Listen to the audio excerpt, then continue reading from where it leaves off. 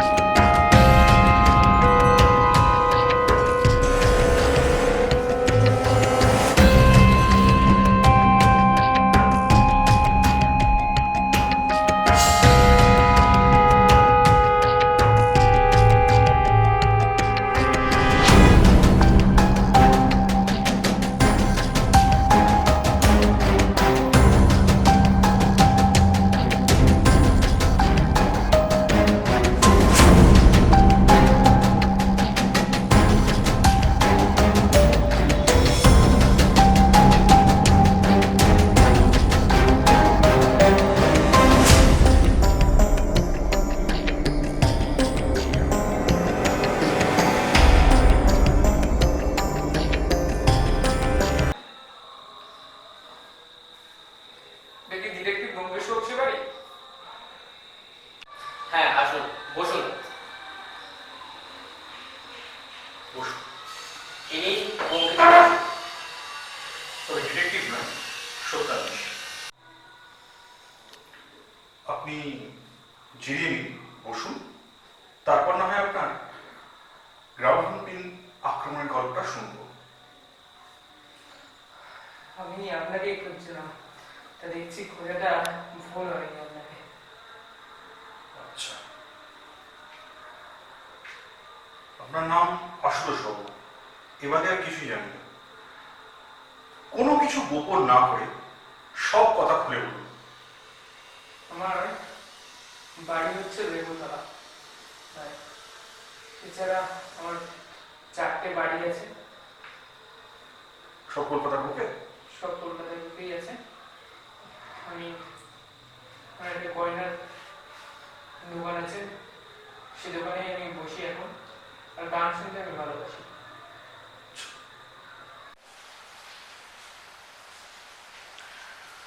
আপনার বাড়িতে কে কে আছে? আর এখনো বিয়ে হয়নি, মানে আমার ব্যবসার জন্য আর বিয়েটা হয়নি। আছে বলতে এক ভাইপো, সেও এখন এখানে থাকে না, সে এখন জেলে। ছেলে?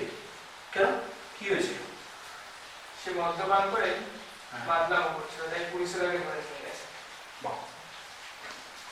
তার মানে আপনি এখন নিশ্চিন্ত? আসলে আমি খুব বোঝানো মানুষ তো, আমার আবার ওই ধরনের লোক পছন্দ হয় না। আসতো আর তাই টাকা চাইতো। আচ্ছা, তা হঠাৎ এই গ্রাউন্ড আক্রমণটা আপনার উপর কবে হলো আর কিভাবে হলো? সেই আগের দিন রাত্রিবেলা আমি 8:30 নাগাদ, আমার একটা দোকান আছে বহুবাজারে, দত্ত জুয়েলার্স। দোকানটা বন্ধ করে ফিরছি, ফেরার সময় হঠাৎ করে বুকের বাম দিকে একটা জোরে ধাক্কা অনুভব করি, প্রায় মরে যাই অবস্থা। আমি আমার বুক থেকে আমার ট্যাঙ্করিটা বার করে দেখি তার মধ্যে গ্রামাবরণ। সেটা দেখে তো আমি কোনোভাবে নিজেকে সামনে নিয়ে বাড়ি যেতাম। সেটা থেকে প্রায় আমার 10 বছর আগে চলে যাচ্ছিল।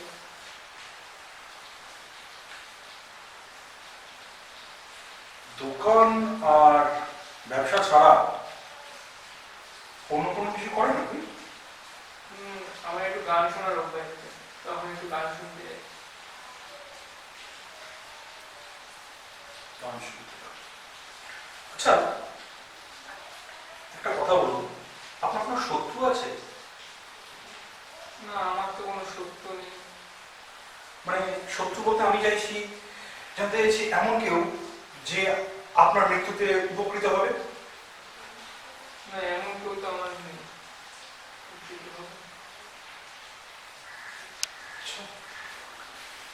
আপনি উইল করেছেন? হ্যাঁ, করেছি। কেন বলুন তো? উইলের ওয়ারিশ কে? ভাইপো? না, ভাইপো না, সেটা ঠিক আপনাকে বলা যাবে না।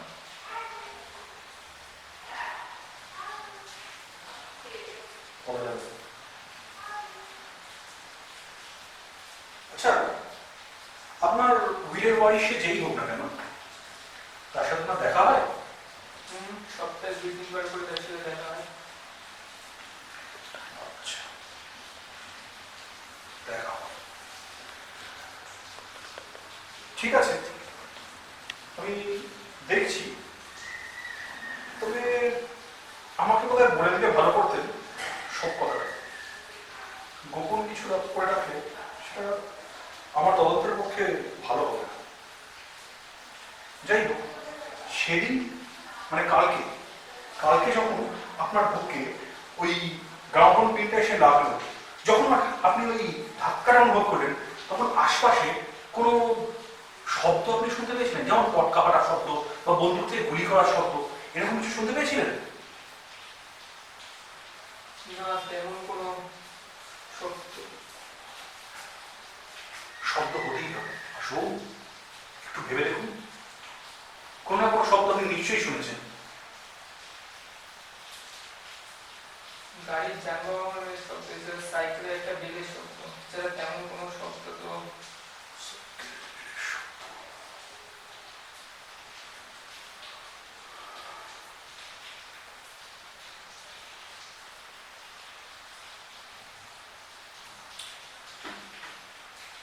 কোনো গন্ধ পাননি? পুরো বারুদের গন্ধ বা কিছু এরকম কিছু পাননি? না, কোনো গন্ধ পাই।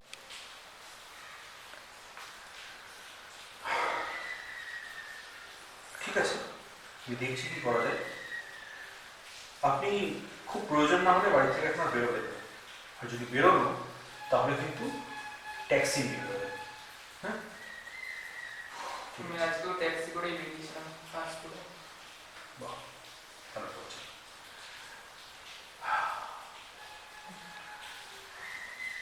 আচ্ছা, এসবাবু, একটা কথা ছিল। হ্যাঁ বলুন, বসুন। বলছিলাম, আমার রোডে অনেক ভাইপো নাই, চামিনী নামে একটা নেই। চামেলি? এই চামেলির সঙ্গে আপনার সম্পর্কটা ঠিক কেমন? চামিনীকে আমি ভালোবাসি, কিন্তু তাকে আমি বিয়ে করতে পারিনি। আচ্ছা, এই যে চামেলির সঙ্গে যে আপনার সম্পর্ক, এ ব্যাপারে আর কেউ জানে? আমার উকিল জানে, বিনোদ উকিল। সে আমার এটা করেছে। ঠিক আছে, বিনোদ বলছেন। অজিত, তুমি ওনার থেকে বিনোদবাবু আর চামেলি দেবী দুজনের ঠিকানাটা লিখে দাও, ঠিক আছে? হ্যাঁ। মুকেশবাবু, আপনি আমি বিবেকে রাখতেই বলছেন, আমি কথা দিচ্ছি আপনাকে আমি 3,000 টাকা পুরস্কার দেবো। কথা দিচ্ছি। ঠিক আছে। ভাইয়া, তুমি তো নিজেই তো বুঝতে পারছো না, তা আশুতোষ বাবুকে হঠাৎ রাস্তায় নামতে বারণ করলে কেন? দেখো, আমি বুঝতে পারছি না কিভাবে খুন হচ্ছে সেটা ঠিক, কিন্তু একটা জিনিস আমি বুঝতে পারছি যে খুনি এমন একটা কোনো অস্ত্র ব্যবহার করছে যেটা শুধুমাত্র রাস্তাতেই কাজ করে। কোনো খুন দেখেছো ফুটপাতে হয়েছে?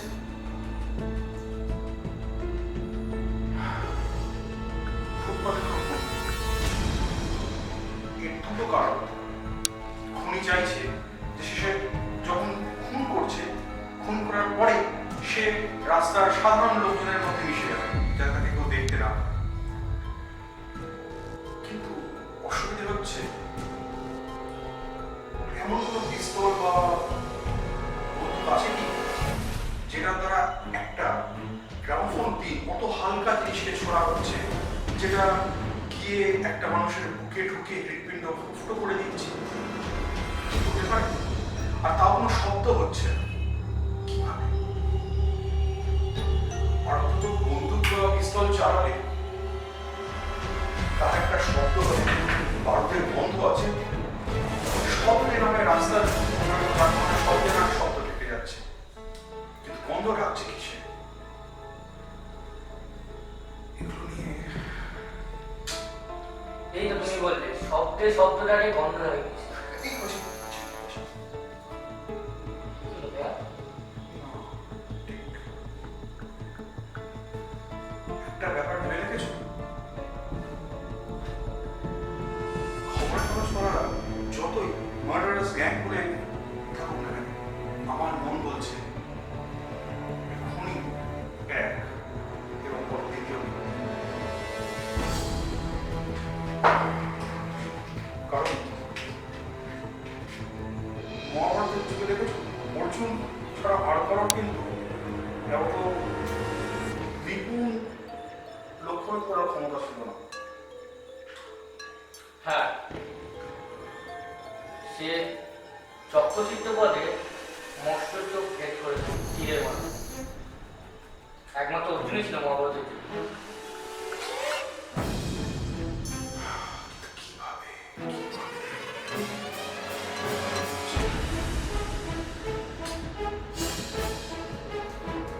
তাহলে খবরে কাগজে বার্তাতে লিখছে অপরাধী দল। আরে বাবা, অপরাধীদের নয় অজিত, অপরাধী অপরাধী। এই অপরাধী এক এবং অর্ধেক।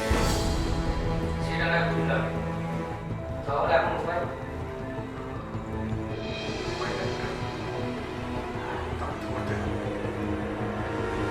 রাস্তা আটকানোর কোনো রাস্তা নেই, নাহলে এই হত্যাটা চলতেই থাকবে, মানুষ মরতেই থাকবে।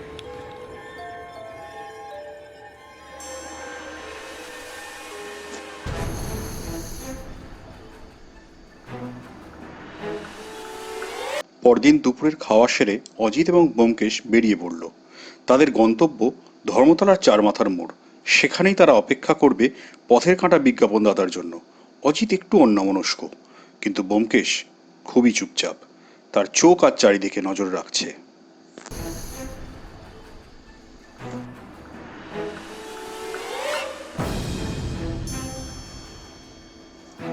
আসন্ন বিপদ নিয়ে অজিত একটু চিন্তিত, কিন্তু ব্যোমকেশ তাকে বারবার আশ্বস্ত করেছে যে অজিতের কোনো ক্ষতি সে হতে দেবে না, অন্তত প্রাণ থাকতে নয়।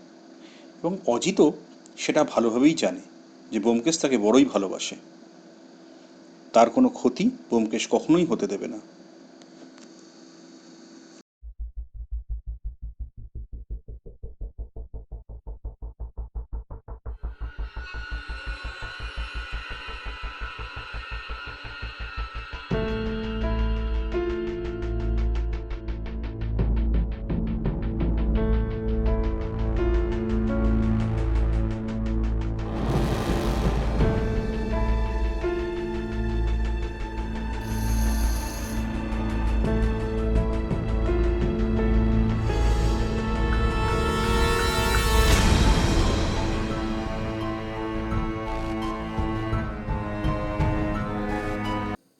ধর্মতলায় পৌঁছে অজিত এবং ব্যোমকেশ একে অপরের থেকে আলাদা হয়ে গেল। অজিত গিয়ে দাঁড়ালো চারমাথার মোড়ে যে ল্যাম্পপোস্ট আছে সেটার পাশে, আর ব্যোমকেশ তার থেকে একটু দূরত্ব রেখে একটা চায়ের দোকানে ঢুকে চা সিগারেট ইত্যাদি খেতে লাগলো। কিন্তু তার চোখ শুধুমাত্র অজিতের ওপরই স্থির হয়ে রয়েছে। অজিতের কোনো ক্ষতি সে হতে দেবে না। কিছুক্ষণ পর দেখা গেল একটি মাথায় গামছা পরিহিত লোক হঠাৎ করে এসে অজিতকে পেছন থেকে ধাক্কা মারল। অজিত পড়ে গেল এবং তারপরেই সেই লোকটি একটা চিঠি তার সামনে ফেলে দিয়ে দ্রুত জনগণের মধ্যে মিশে গেল।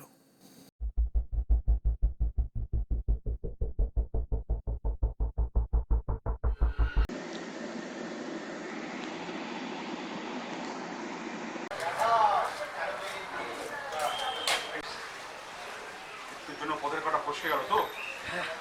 জোরে ধাক্কা মেরে বেরিয়ে গেল, বুঝতে পারলাম না। দেখতে পাওনি নিশ্চয়ই মুখটা লোকটার? না, দেখতে পাইনি। ঠিক আছে, চলো তুমি বাড়ি যাও, একটু কলকাতার রাস্তা ঘুরে তারপর বাড়ি যাবে। হ্যাঁ, বুঝেছো? আমার কাজ আছে।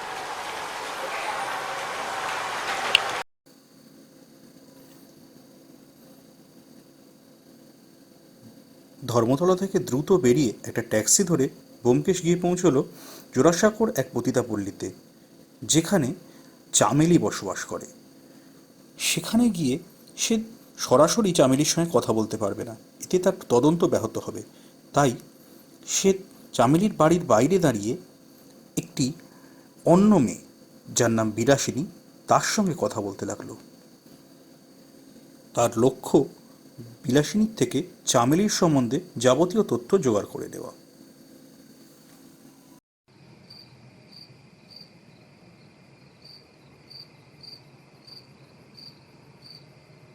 কি গো বাবু, আসবে নাকি? আমায় বলছো? তোমাকেই বলছি। তুমি তো চামেলির ঘরে যাওয়ার জন্য তাল করছো, ভুলে যাও ওর বাধা বাবু আছে। তবে রূপ যৌবন দিয়ে মন আমিও ভোলাতে পারি গো। বলছো পান খাবে নাকি? দাও।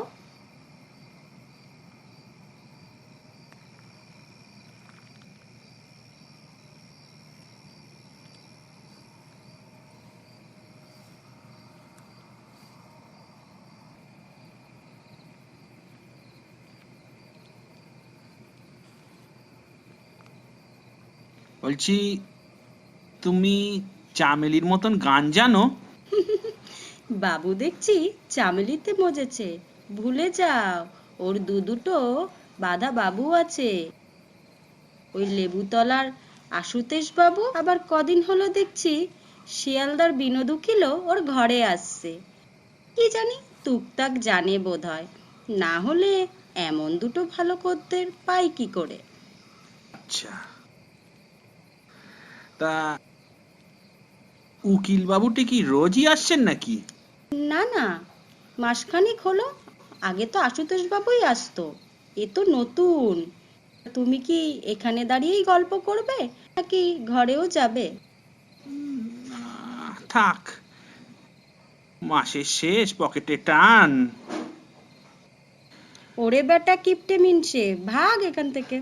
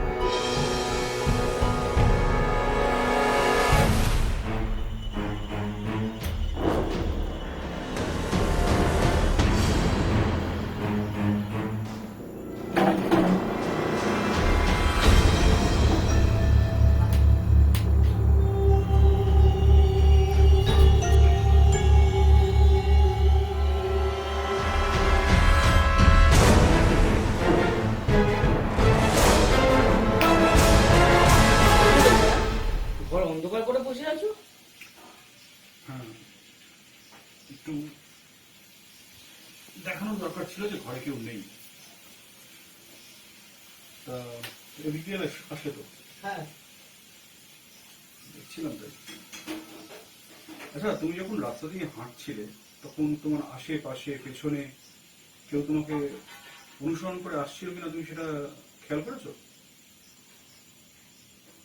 না, সেটা খেয়াল তো করিনি। কেন, কিছু হয়েছে? একজন লোক আসছিল তোমাকে অনুসরণ করে। যাই হোক, সে মনে হচ্ছে আবার আসবে আমাদের বাড়িতে। লুকিয়ে লুকিয়ে এসে তোমার আস্তানাটা সে দেখে গেল। ঠিক আছে, আসুক, দেখা যাক কি হয়।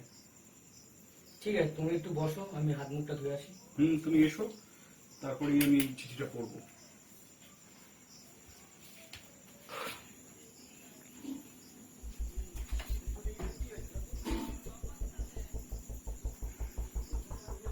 আপনার পথের কাঁটা কি, আপনার নাম ঠিকানা কি, আপনি কি চান পরিষ্কার করিয়া লিখুন।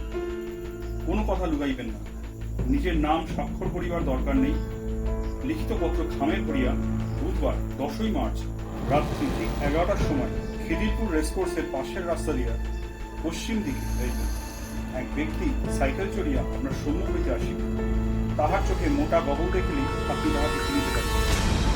তাহাকে দেখিবা মাত্র হাতের পত্র পাশের দিকে বাড়াইয়া দিন।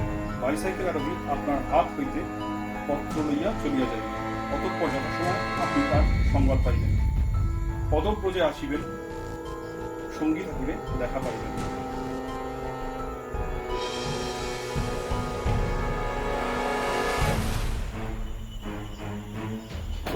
কিছু বুঝলে? একা যেতে বলছি রাত্রি 10টার সময় একা রাস্তায় 10টা না 11টা। 11টা। আমার ভাবো শিলিগুড়ি রাস্তা কত ফাঁকা থাকে।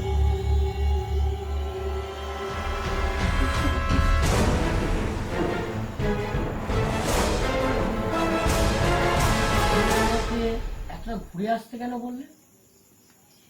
যাতে একটু সময় পাওয়া যায়। আমি একটা কাজ সেরে আসলাম জোড়াসাঁকো থেকে।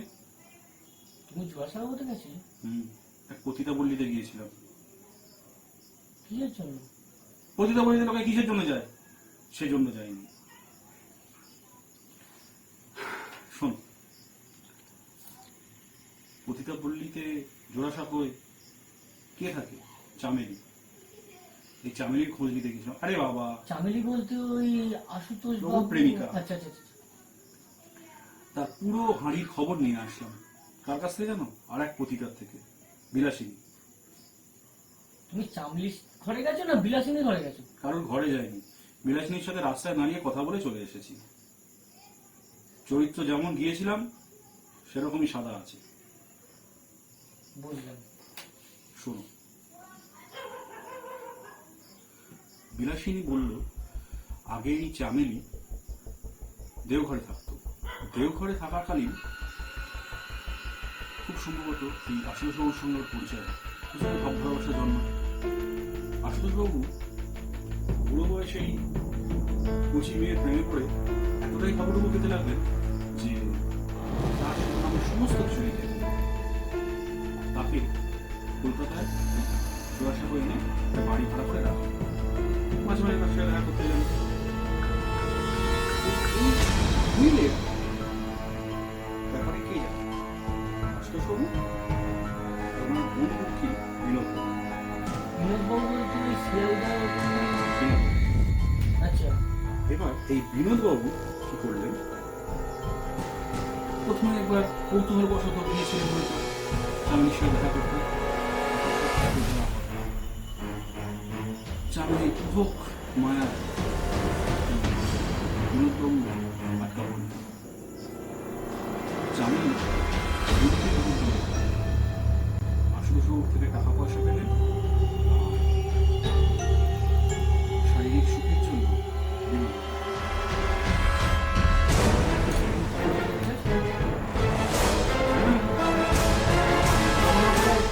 তোমার মতন চিরকুমারের চিত্তচঞ্চল ঘটাতে চাই না।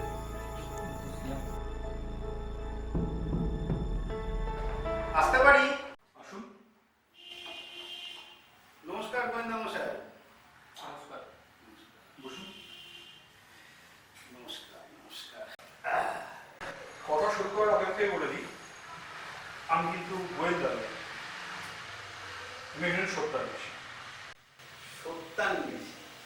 বাহ, সত্য অন্বেষণ করে যে। ভালো ভালো, নিজের উপাধিটা ভালোই নিয়েছেন। আর এই কাজে তো আপনি বেশ সফল, নিজের কর্মক্ষেত্রে বলুন আর ব্যক্তিগত জীবনেই বলুন। সত্য অন্বেষণে আপনি যথেষ্টই পোক্ত। আপনি কি আমার ব্যাপারে কথা বলতেন? না না না, আমি এসেছি একটা বিশেষ দরকারে।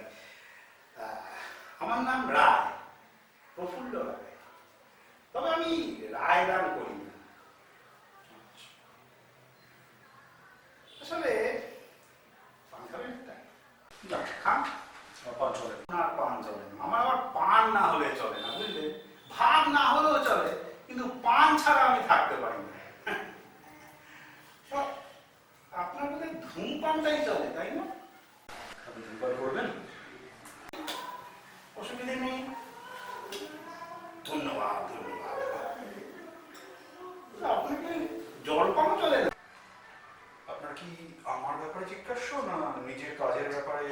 ব্যাপারে না, আমি আমার ব্যাপারে কথা বলতে এসেছি। অজিত বাবুর বোধহয় পান, ধূমপান, জলপান কিছুই চলে না, তাই না? আমি পান খাই না। আপনি কি দুগ্ধ পান করেন নাকি রূপসুধা পান করে এইগুলো উপন্যাস উপন্যাস দেখি? আমার শুধু চাই চলে। যাক, যে কথা বলতে এলাম কাজের কথা বলি। আমি ভাবছি জুয়েলারি সেলস কোম্পানি, বীমা কোম্পানি একজন এজেন্ট, বুঝেছেন? মাফ করবেন, আমাদের বিমা করার পয়সা নেই। আরে আমি বীমার জন্য আসিনি, আমি এসেছি একটা কাজে, আমার একটা কাজের জন্য এসেছি, একটা আমার কাছে পরামর্শ নিতে এসেছি। পরামর্শ নিতে গেলে যে অগ্রিম একটা দর্শনী দিতে হয়। হ্যাঁ জানি তো, দর্শনে দিতে হয়। আরে এই গুরু মানে শিক্ষক, ডাক্তার, উকিল আর গোয়েন, সরি দুঃখিত এই কি বলে যেন সত্যান্বেষী, হ্যাঁ সত্যান্বেষী, জানি এদেরকে দক্ষিণা না দিলে আবার কোনো কাজ সিদ্ধ হবে না, তাই না? আপনি বলুন, আমি আপনার জন্য দক্ষিণা নিয়ে এসেছি, রাখি এখানে দক্ষিণা। এখন ব্যাপারটা হচ্ছে কি, আমি তো কোম্পানির এজেন্ট, বেশ কয়েকজন শাসালো খদ্দেরকেও ধরেছি, মালদার লোক, তাদেরকে বীমাও করিয়েছি। কিন্তু এখন অসুবিধা হচ্ছে, কিছুদিন আগে আমাদের কোম্পানিতে একটা নতুন ছোকরা জয়েন করেছে।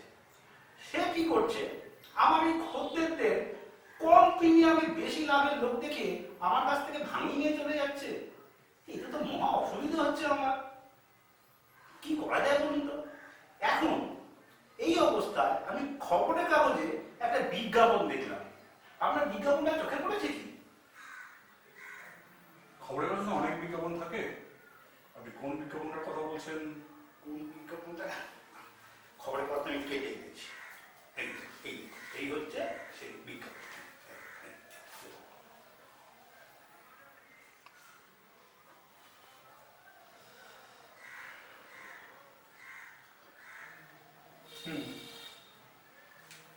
তা ওই কাগজে লেখা আছে না, শনিবার দিন গিয়ে দাঁড়াতে। তা আমি গত শনিবারে, তার আগে শনিবার ধর্মতলা গিয়ে দাঁড়ালাম, ল্যাম্পপোস্টের তলায় দাঁড়িয়ে আছি, সেই লোক আর আসে না, বিরক্ত হয়ে গেলাম, ভাবছি চলে আসবো। এই সময় দেখি হঠাৎ করে পেছনে আমাকে ধাক্কা মারলো, আমি হুমড়িতে পড়ে গেলাম। তারপরে দেখি না আমার পকেটের মধ্যে ওই কাগজটাকে গুঁজে দিয়ে চলে গেছে। তাতে লেখা আছে, যদি আপনি আপনার পথের কাঁটাকে সরাতে চান, তাহলে আগামী 10ই মার্চ রাত্রি 8টায় আমার সঙ্গে দেখা করুন। একটা জায়গার নাম বলে দিচ্ছে, সেখানে যেতে বলছে। এখন প্রশ্ন হচ্ছে যে ওইখানে আমি যাবো কি যাবো না, সেই ব্যাপারে আপনার কাছে পরামর্শ। আপনার তো যেটা বলে 10ই মার্চ, তার মানে আজকে 8, পরশু। ঠিক আছে, আপনি পরশুদিন সকালে আসুন।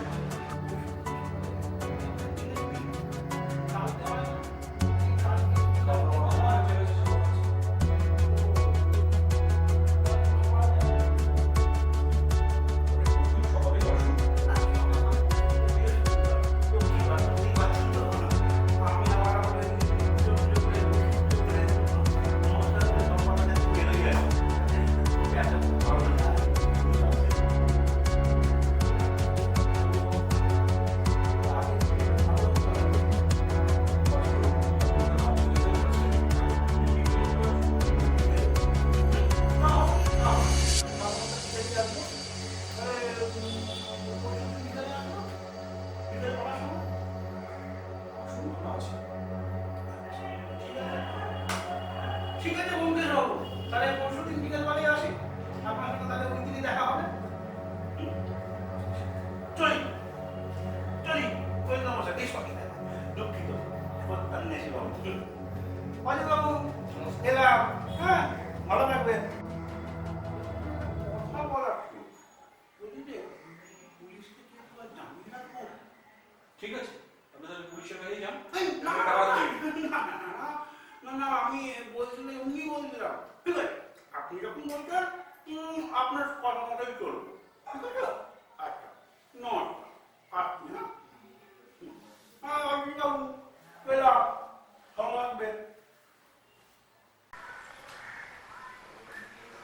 আমরা যে খাওয়ার বাবদ যে বিজ্ঞাপনটা করেছিলাম সেটাই তো দেখলাম। বেটার হিম্মত আছে। ব্যাটারি হিম্মত আছে মানে? তোমার কথা বলিনি। তোমার কথা হিম্মত সে আমি জানি। যে এসেছিল তার কথা বলছি। প্রফুল্ল রায়?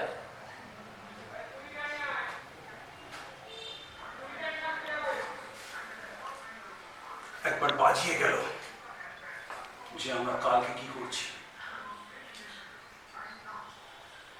কিছু চিনতে পারলে? অবশ্য তুমি তো কিছু দেখতেই পাওনি।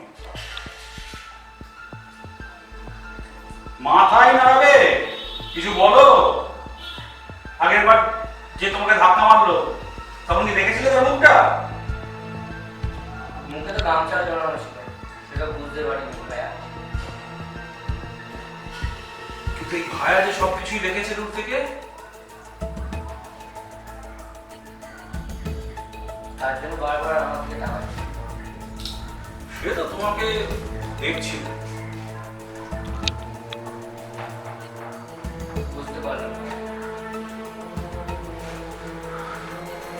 তুমি যেমন দুর্গা পুজো দেখো, দুর্গা ঠাকুরের সঙ্গে আর কাকে দেখো? কার্তিক, গণেশ, সরস্বতী, লক্ষ্মী, আর বিশেষ করে তো মহিষাই। সেরকমই দেখছি। ব্যোমকেশ কোথাও বেরোতে যাচ্ছিল। অজিত জিজ্ঞেস করলো কোথায় যাচ্ছে সে। উত্তরে ব্যোমকেশ বলল যে সে আজ বিনোদবাবুর সঙ্গে দেখা করতে যাচ্ছে। বিনোদবাবু অর্থাৎ আশুতোষবাবুর উকিল এবং বন্ধু।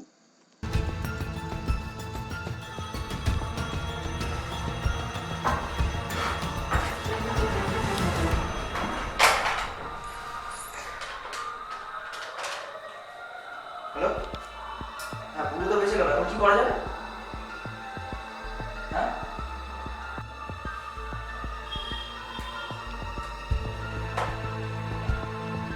কি ভাবছেন বিনোদবাবু? হ্যাঁ, পরীক্ষা করতে পারবেন না? আপনি কে? আমি কেসটা অনেক পরের কথা। আপনার বিপদ এখন যে আপনার সামনে দাঁড়িয়ে রয়েছে সেটা তো নিশ্চয়ই বুঝতে পারছেন।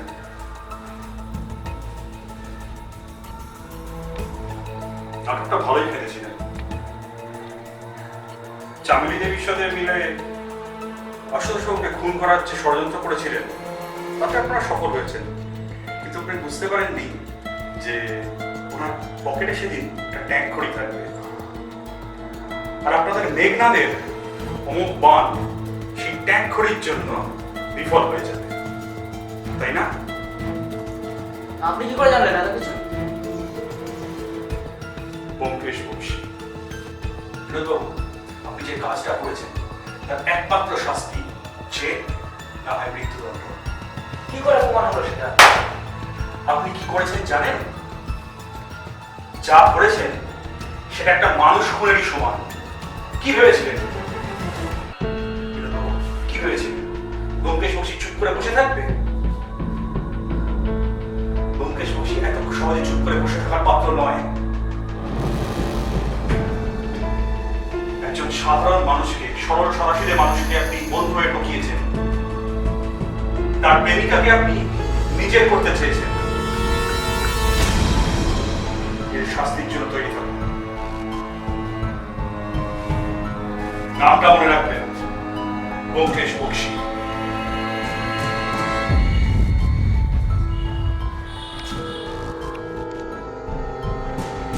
ব্যোমকেশ দুপুরের মধ্যেই ফিরে এলো। তারপর স্নানাহার সেরে সে অজিতের সঙ্গে বসে গল্প করছিল। এমন সময় হঠাৎ তার মনে হলো যে অজিতের তো বেরোতে হবে, তার একজন প্রকাশকের সঙ্গে দেখা করার কথা আছে।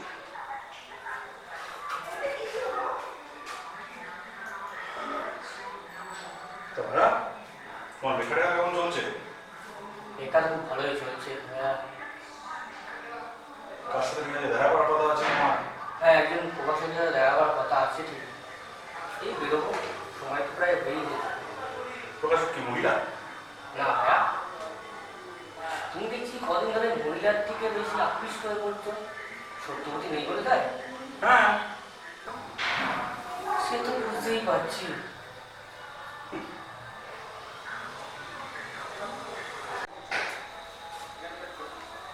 ব্যোমকেশ বাবু, আর সর্বনাশ হয়ে গেছে।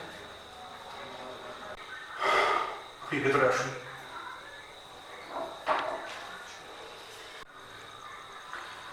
আপনি বসুন। মোটামুটি আমি সবই জেনেছি যে আপনার কি সর্বনাশ হয়েছে। আপনার উকিল বিনোদ পালিয়েছে, তাই তো? সঙ্গে আপনার জোড়াসাঁকো সেই বান্ধবীকেও। আপনি কি করে জানেন? বলছি অজিত, তোমার ওই কোথায় কোন প্রকাশকের সঙ্গে দেখা করার কথা আছে না? যাও, আমি ওর সাথে কথা বলে নিচ্ছি।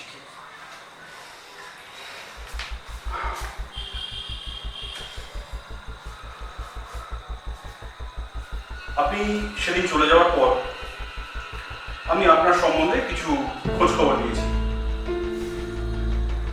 অবশ্যই নিরস্ব উত্তরে। তারপর আমি জানতে পেরেছি আপনার গোপন ব্যক্তিগত জীবনের ব্যাপারে।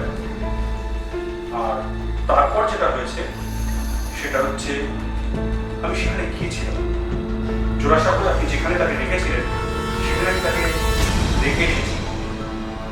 ছবিতে প্রায় তার দর্শন করে এসেছি এবং তার সম্বন্ধে সমস্ত খোঁজ খবর নিয়ে এসেছি। আপনি বুঝতেও পারেন আপনার বন্ধু উকিল বিনোদবাবু আর চামেলি মিলে আপনাকে দোকান দিচ্ছে। আপনার বিরুদ্ধে ওরাই ষড়যন্ত্র করেছে। আপনি এখন বোধহয় বুঝতে পারছেন যে আপনাকে মারার জন্য ওই খুনিকে কাজে লাগিয়েছিল এই দুজনে, যাদেরকে আপনি সবচেয়ে বেশি বিশ্বাস করেছেন।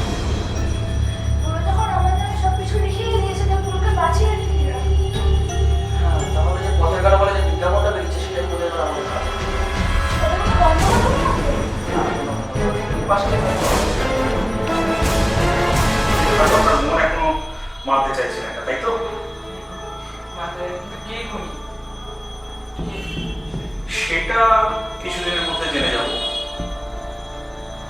কিন্তু এখন আপনি পুরোপুরি নিশ্চিন্তভাবে নিরাপদভাবে রাস্তার মাঝখান দিয়ে হাঁটতে পারেন।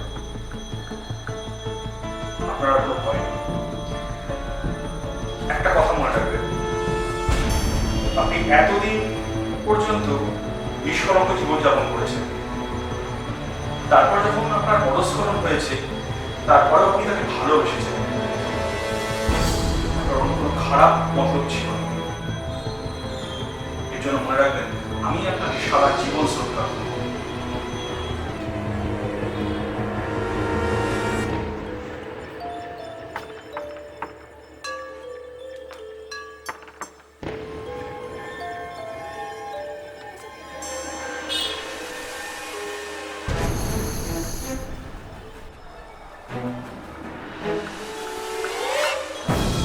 রয়েছে, এটাই হচ্ছে।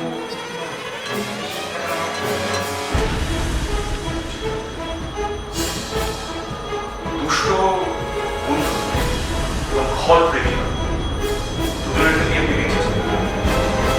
এর জন্য আপনি সারা জীবন ইষ্টদেবকে স্মরণ করবেন এবং তাকে ধন্যবাদ জানাবেন, আশা করব।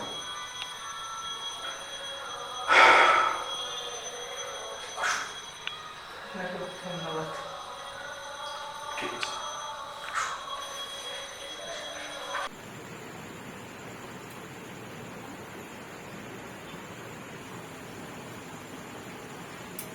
देखिए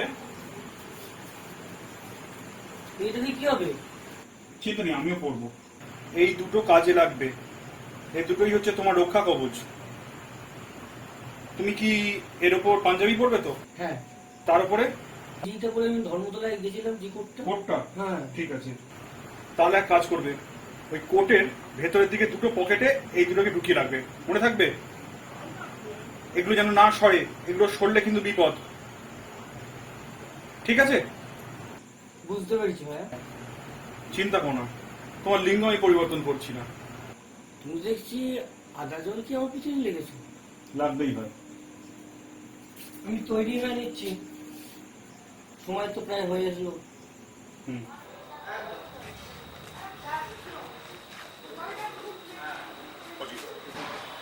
চিন্তা করো, আমি তোমার সঙ্গে আছি। মনে থাকবে তো? ঘাবড়াবে না।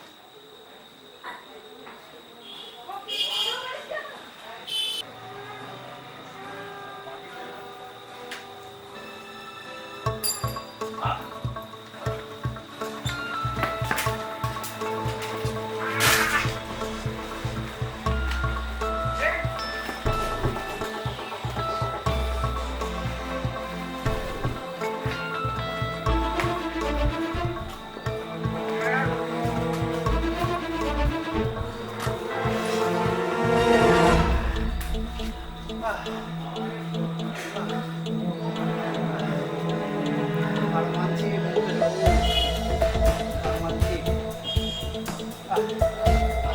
উঠুন, উঠুন, উঠুন।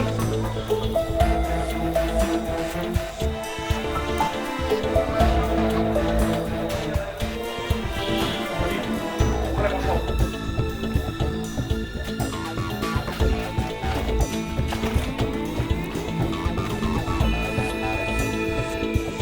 ঠিক আছে ব্যোমকেশবাবু, ঠিক আছে।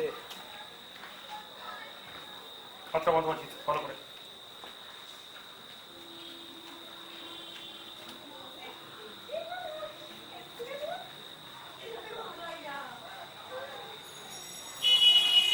জানতাম ব্যোমকেশবাবু, আমাকে ধরতে পারলে একমাত্র আপনিই ধরতে পারবেন। সেই আমি আপনার হাতেই ধরা পড়ে গেলাম। আপনিও বড়ই বুদ্ধিমান প্রফুল্লবাবু। আপনার মতো বুদ্ধি কি আমার আছে ব্যোমকেশবাবু? দুঃখিত, সত্যান্বেষণ, সত্য অন্বেষণ করে। একবারও তো আপনি ঠিক কথা বললেন। সত্য অন্বেষণে আপনি সাফল্য অর্জন করেন।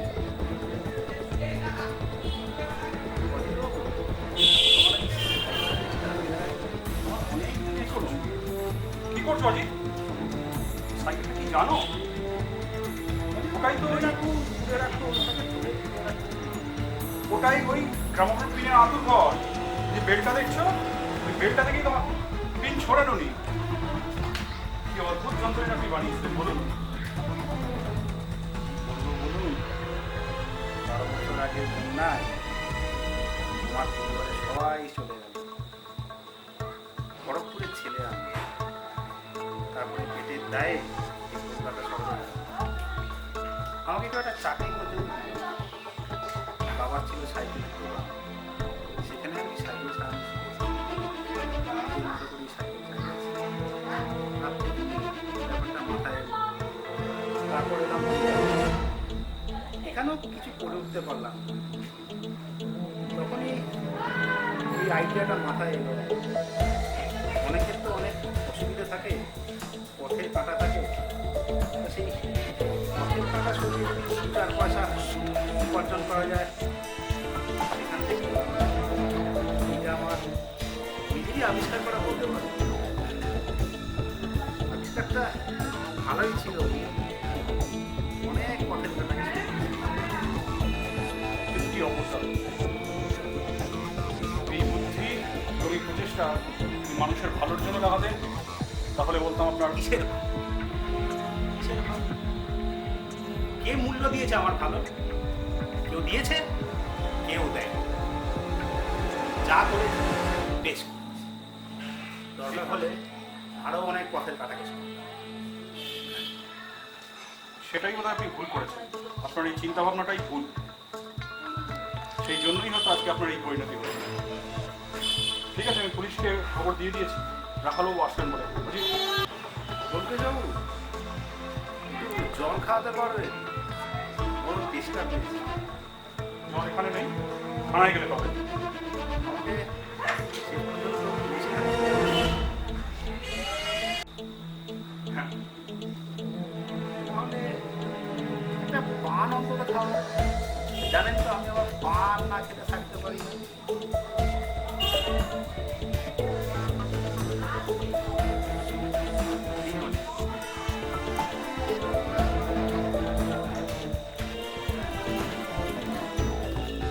ধন্যবাদ অজিত।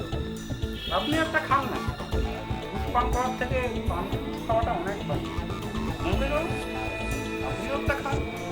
পান আমার চলে না। হয়তো চললো আপনি বাবু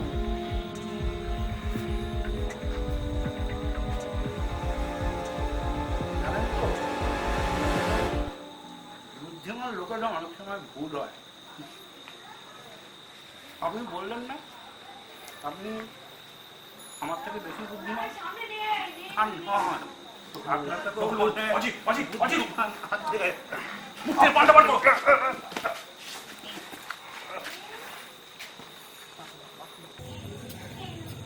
মারা গেছেন? হ্যাঁ, সিরিয়াস কথা বলবো। এখন বাবু, লাশ তোলার একটু ব্যবস্থা করুন। আমি দেখছি কি ব্যবস্থা করে দিচ্ছি। অজিত, চল, আমাদের কোনো কাজ নেই এখানে।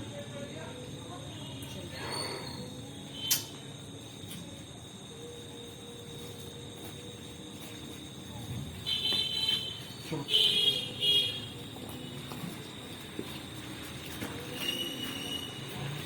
ওহে বন্ধু, গোটা ব্যাপারটা বলো এবার। কি ব্যাপার শুনবে বলো? এই যে পথের কাটার ব্যাপারটা।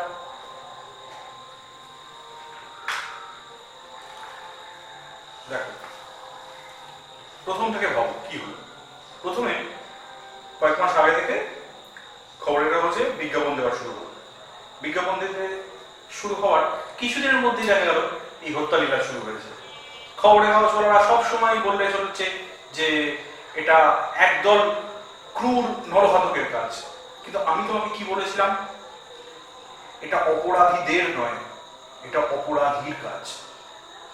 এক এবং অদ্বিতীয় ব্যক্তি, যার অব্যর্থ নিশানা। যাই হোক, দেখো, রাস্তা দিয়ে যে লোকগুলো যাচ্ছে মাঝে মাঝে তাদের বুকে এই একটা করে গ্রামোফোন পিন ঢুকছে, তারা মারা যাচ্ছে। কিন্তু একটা অদ্ভুত মিল লক্ষ্য করেছে এদের মধ্যে, যে এরা প্রত্যেকে প্রৌঢ়, মানে যৌবনের সীমায় অতিক্রম করে গেছে। এরা প্রত্যেকেই বিত্তশালী, মানে পয়সা কড়ি আছে এদের। আর সবচেয়ে বড় ব্যাপার, এরা প্রত্যেকেই অপুত্র। এদের কোনো ছেলে মেয়ে নেই কারণ। এরা কেউ কারোর ভাইপোকে বা জামাইকে তারা উত্তরাধিকার নির্বাচন করেছে। কিন্তু ব্যাপারটা ভেবে রেখেছ, এই মানুষগুলো, এই যারা খুন করার কাজটা যোগাচ্ছে, তাদের মানসিকতার কথা ভেবে দেখো। তারা কি ধরনের মানসিকতার পরিচয় দিচ্ছে? যাদের কাছ থেকে তারা টাকা পাচ্ছে তাদেরকেই তারা খুন করার কাজ দিচ্ছে। আর কি বলছে না, পথের কাঁটা সরাচ্ছে। দেখো, এই লোকগুলো, বয়স্ক মানুষগুলো কারণ না কারোর পথের কাঁটা হয়ে রয়েছে উত্তরাধিকার সূত্রে টাকা পাওয়ার জন্য। আর যারা খুন হচ্ছে তারা কিভাবে খুন হচ্ছে? রাস্তার মধ্যে একটা ছোট্ট কাঁটার মতন বস্তু দিয়ে খুন হচ্ছে। সেই থেকেই এই জিনিসগুলো নিয়ে ভাবতে শুরু করলাম। যখন ভাবতে শুরু করলাম তখন এই সিদ্ধান্তে এসে পৌঁছলাম যে যে কোনো একজন এই কাজগুলো করছে। তখন তোমাকে বললাম একদিন ওই স্প্ল্যানেডের ওখানে গিয়ে দাঁড়াতে। তুমি দাঁড়ালে, আমি দূর থেকে দেখছিলাম। যদিও সে মুখে গামছা বেড়ে এসেছিল, কিন্তু আমার চোখকে সে ফাঁকি দিতে পারেনি। কি হলো, তাকে আমি দেখে ফেললাম। দেখে ফেলার পর কিছুটা আন্দাজ করেছিলাম। তারপর যখন সেদিন সে আমাকে বাজানোর জন্য এলো, আমাকে মাপতে এলো, তখন বুঝতে পারলাম তার আসল রূপটা। আমি আশা করিনি সে এতটা সাহসিকতার পরিচয় দেবে। আমার ঘরে ঢুকে সে আমাকে চ্যালেঞ্জ করে গেল। কিন্তু ভেবে দেখো, সে ঢুকলো, ঢুকে আমার জেনে গেল যে আমরা তার নিমন্ত্রণ গ্রহণ করেছি কিনা। সে যখন দেখলো যে তার নিমন্ত্রণ গ্রহণ করেছি, সে কিন্তু তৈরি হয়ে গেল। কিন্তু আমরা যে বুকে ওই কাঁচের প্লেট লাগিয়ে যাব সেটা সে ভাবেনি। এই জন্যই বলেছিলাম তোমার বুকে কাঁচের প্লেট লাগাতে, বুঝলে? আমি ভেবেছিলাম সে নিশ্চয়ই আমাদের উপর আক্রমণ করবে, আর যেভাবে সে আক্রমণ করে এসেছে সেভাবেই করবে। ভেবে দেখো, রাস্তার মধ্যে আশুতোষ বাবু বা অন্যান্য যারা মারা গেছে তারা প্রত্যেকেই কি বলছে যে কোনো না কোনো ভাবে কোনো একটা সাইকেলের ঘন্টির আওয়াজ হচ্ছে।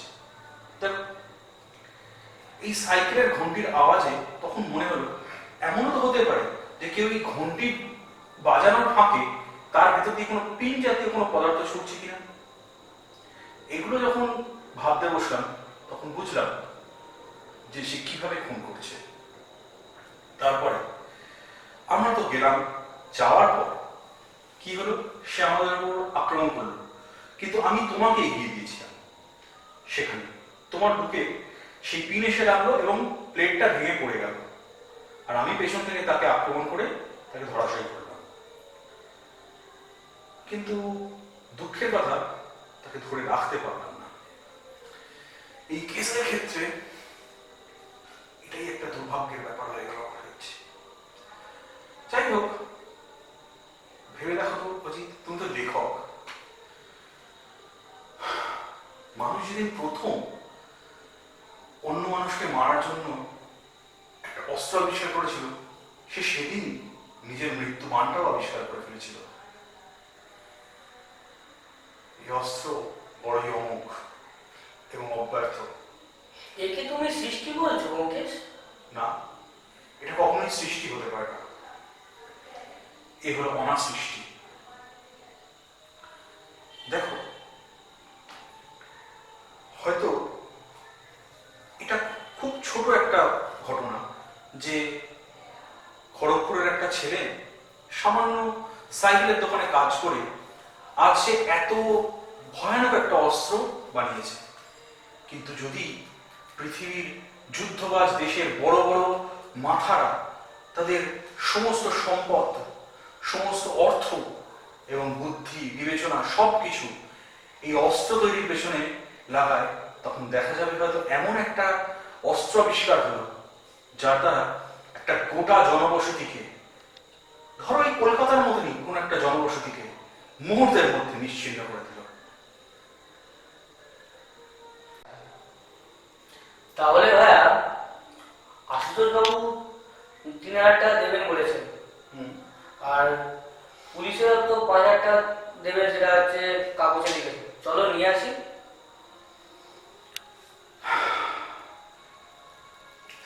আমি কি চাই জানো অজিত,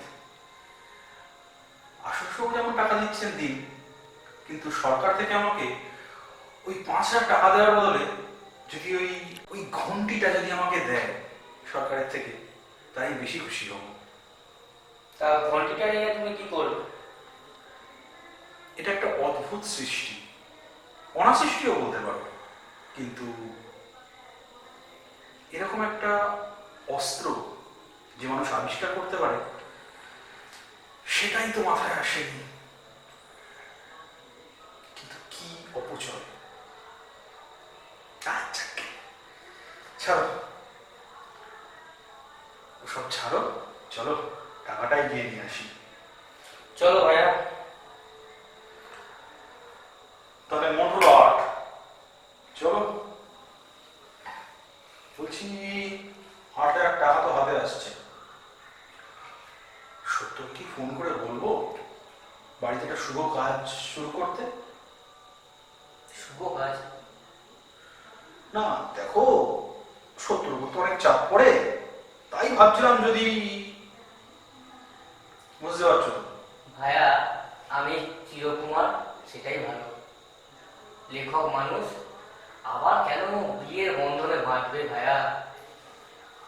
সামনে দুর্গাপুজো আছে, চলো কিছু কেনাকাটা করি পুজোর জন্য। কোথায় যাবো কেনাকাটা করতে? সেই জায়গা নিউ মার্কেট। New market? চলো, যেখান থেকে পথের কাটা সৃষ্টি। চলো।